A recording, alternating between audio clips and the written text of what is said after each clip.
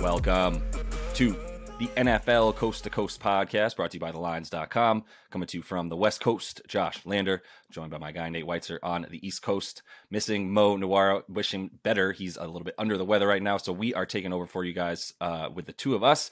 Make sure to like and subscribe to that page. It's week 16 in the NFL. We're still coming at you until the end of the season with 3 player props each, one passing, rushing, and receiving from all of us who are on the show together. Also want you to head to TheLines.com. That's where we have all of our great written content, Mo and Nate and the gang, power rankings, and the like. Also have our odds finder tool up there where you can go ahead and make sure you're getting the best juice available. Something that's going to be coming up that's pretty important, I believe, that we were able to shop these player props in the NFL and get the best juice and odds and lines that we could here for each of these guys. So Nate, let's go ahead and kick it off with our first passing prop of the day.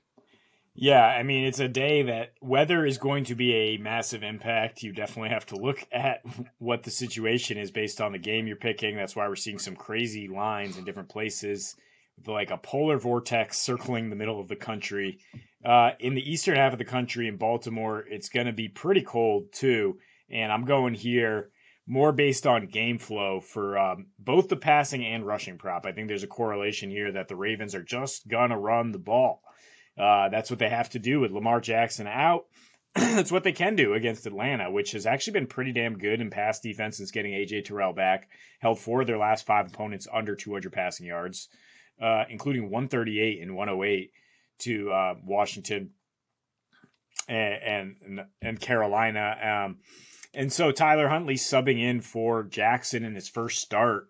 He threw the ball 12 times for 88 yards, and that was a win. That was their formula for success. I mean, they rushed 42 times at 5.1 yards per carry. Even in a comeback bid against Cleveland, threw it 30 times for 138. They were getting 7 yards per carry in that game against the horrid Browns defense. And the Falcons, because they've been pretty good at pass defense, they're facing the highest rush play rate in their last 3. They're giving up 180 on the ground in their last 3 on the road. And this game, Baltimore's -7.5, so we expect them to be in control. Desmond Ridder is starting for Atlanta, and his prop's at 141, which is high after he threw for 87 in his debut. And these teams are the 3rd and 4th slowest paced teams in the league. They both love to run the ball. So with the weather, you expect them to do that. Huntley's prop is 170 yards, which is low, but I think it's still not low enough given the circumstances. Yeah, I mean, I just want to take this moment to say to you and to Mo, the times that you've told me this season, anybody could throw for 161 yards in the NFL. Well, we're seeing obviously some guys here at the end of the season struggling to do so. We'll see what happens in the second game here for Ridder. But yeah, for Huntley and all this weather that's going on in most of the country, the NFL is going to be absolutely insane this week. A lot of games on Saturday with only 3 on Sunday, as we know. I'm going to pick a game that we've all been talking about since I think the line came out probably, which was before we knew Jalen Hurts wasn't going to play in that Dallas and Philly game, which means we are all treated, though, to Minshew mania, and his prop is at 221.5.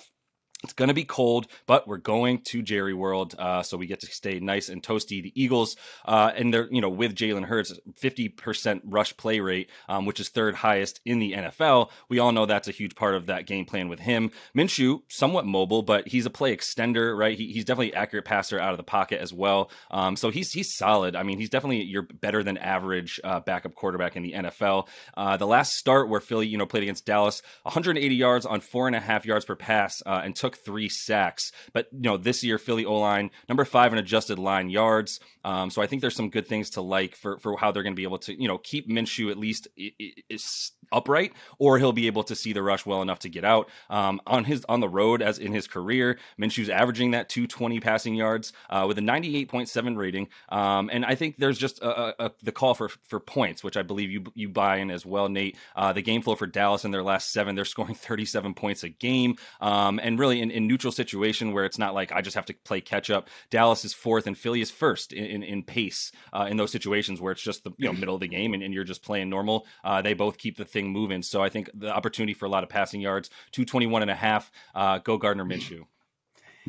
Yeah, I mean, how much did Dallas have double trap games coming into this, though, to lose to both? I mean, they didn't actually lose to the Texans, but they sure tried. And then to get roasted by the great Zay Jones and Trevor Lawrence. Are they going to be able to right the ship and get back to the top-rated pass defense that they were? Maybe. But they might still not hold him under 221 with the Eagles. They have weapons all over the place now. Yeah. Now he's got A.J. Brown. He's got a better line. Mm-hmm. And they might not be able to run the ball either if Dallas is geared up for this game. The game has a lot of air taken out of it too because Dallas lost and now you have a reasonable shot at the division. So, Yeah. But yeah, the game flow, the points going back and forth, and both these teams top 4 in neutral situation pace. So you definitely like some overs here in Jerry World. So rushing prop, as I alluded to, I'm sticking with the Ravens. And if we like a huge amount of rush attempts, I think Gus Edwards is going to get over 38 rushing yards. It seems really low. Also 11.5 for his longest rush. Sure, not really a huge fan of that, but I think it's probably going to happen. Plus 300 for a touchdown. I do like that. I mean, he only had 7 totes because they lost to Cleveland. Still got 55 rushing yards. He had 13 totes on a 37% snap share in that game against Pittsburgh where they ran the ball 42 times. I mean, Baltimore would be wise not to pound J.K. Dobbins into the ground right after, he came back from missing most of the season. He got too much work early. Gus also dealing with some injury, but this is his 5th game back from injury. Their line is really good, 4th in RB yards created. Atlanta's line, defensively, 26th against power run per Football Outsiders, and all the stuff I mentioned in the passing. I mean, they're going to face a really high rush play rate as they have been. And be pretty solid against the pass. And I don't think Baltimore's going to be able to pass at all with Huntley under center here. So, ride Gus the bus for sure. Yeah, Gus Edwards, man. They just have a litany of running backs if they could just stay healthy. But I agree with you in the way that they seem to be using Dobbins, obviously a little bit more of a third down back, which gives Gus the bus not only first and second down, it also gives him those goal lines. So that plus 300 teeter, like you said, DraftKings there feels pretty nice and worth a little bit. So let's move on to a game that might not be as nice for one team. That would be the Commanders, who gave up a pretty big game against the Gigantes there in the last one. But Brian Robinson, the running back, who's put up some really solid performances, but he's now facing the 49ers. And this is the benefit of playing on the West Coast. And like I do, living on the West Coast, you can still play football in normal weather. It's 58 degrees on the day that they'll be playing this weekend there with the Niners and the Commanders. So there's the opportunity for passing yards, number one. The Niners, this is the best front 7 in football. Definitely not close. This might be the best defense in the history of the 49ers. That's the Bay Area sports radio talk out here, Nate. I'll tell you that. They're allowing 3.4 yards per carry. That's the best. Allowing 74.7 rushing yards per game, also best in the league. And these are things that are also, like I said, best in the history of the franchise at a time where it's a little bit harder for the defense. Anyway, down to 58.4 rushing yards per game that they're allowing during the 7-game streak that they are on. Teams aren't really even trying to run on them at this point, as we probably is not stupid anyway. In their last 3 games specifically, they're facing a league low 22% rush to play rate, pass play rate there. Robinson, good production so far. Like I said, he's been a solid player for them. But he's only, versus the Giants, he only was on there for 38% of that snap share. And this one has Washington with a pretty decent sized dog, +7. They're probably going to be needing to throw. They're going to be looking for some of that Heineke magic that I don't think they'll necessarily find as Brock Lobster, which he's being called right now out here in Purdy. And the 49ers should have this one in hand right now, especially on defense. Yeah, I mean, Washington, when they are in a pass situation, they've been using Antonio Gibson far more often. Brian Robinson, 3 nice games in a row against some dreadful rush defenses, including Atlanta, which we're trying to pick on here. Prior to that, definitely struggled with his efficiency. I mean, he's at 3.5 yards per carry or worse in 7 straight games since he came back this season. If it's not happening against some of the mediocre run defenses in the league, it's not happening against the best in the business. Nick Bosa and company should be shutting that down real quick. If they're saying best ever, I think they have to, throw some water on that with the secondary, which has dealt with some injuries. It's not the best secondary they've ever had, but the best defensive front, best front 7, yes. And that's why we expect Heineke to be throwing a lot, probably throwing some picks too. Going to receiving props. I want to take a Green Bay Packer for sure. We're actually getting a Sunday pick in here. That game down in Miami, so you can definitely pass down there. And the Dolphins' pass defense has been abysmal lately. I mean, the last 3 on the road, granted, giving up 292 a game. But at home, they're giving up the 3rd highest percentage of yards through the air, 72% of those, and still don't have a second corner to pair with Xavier Howard. So the question is, who's Xavier Howard going to be on this week? It looks like he's going to probably be shadowing Christian Watson, who's been the more dangerous receiver for the Packers. So I'm going with Alan Lazard. His prop is 10 yards lower, 43.5. If Howard follows Watson, which he has the 4th highest shadow rate in the league, so he probably should be going around with him. Then Lazard gets some work against Noah I, we'll just call him. I'm not going to try to pronounce that name, who's got a pretty low grade on the season. And then slot corner Elijah Campbell has a terrible grade stepping in for Nick Needham, who got injured middle of the season. And Miami, they're pretty good against the run right now. Green Bay wants to establish that run, but I think Aaron Rodgers might have to open it up a little bit more. This is a do or die situation as far as their slim hopes here. And while he hasn't had that much production lately in his last 3, coming back from some injuries, this is a long rest spot for the Packers. They had bye, then they had to coast to a win over the Rams. I mean, granted, that was Monday night, but it's still like you didn't have to work very hard. And Lazard's been playing a 90% snap share when he's out there. So he is definitely as much the 1B option to Watson. And Rodgers isn't a dummy. He's going to attack the worst corner. He's not going to attack Xavier Howard.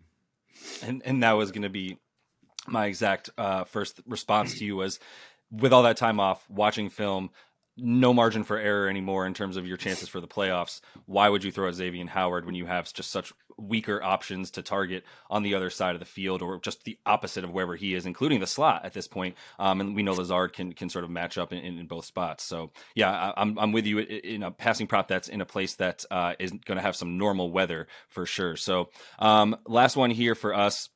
And this is a prop that has continued to rise. I think it probably opened incorrectly and people were slamming it. So Travis Kelce, and as these Chiefs are taking on one of the worst pass defenses in the league in Seattle, over 6.5 receptions at this point. It opened at about 4.5. It's still like minus 120, but now it's up to, if you want like not awful odds, essentially 6.5 receptions over that at plus 115. That is the problem with the way things work. So, you have to get him to 7 there. But, plus 115, at least that's a decent EV there. So 76.5 receiving yards is what it's up to. In some places, it's all the way up to 83.5 on FanDuel.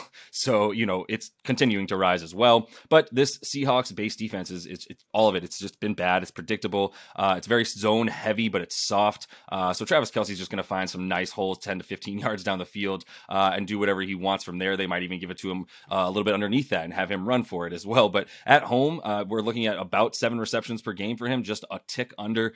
Seattle allowing 66.2% of a completion rate to opposing quarterbacks on the road, and the 3rd most yard per game to tight ends.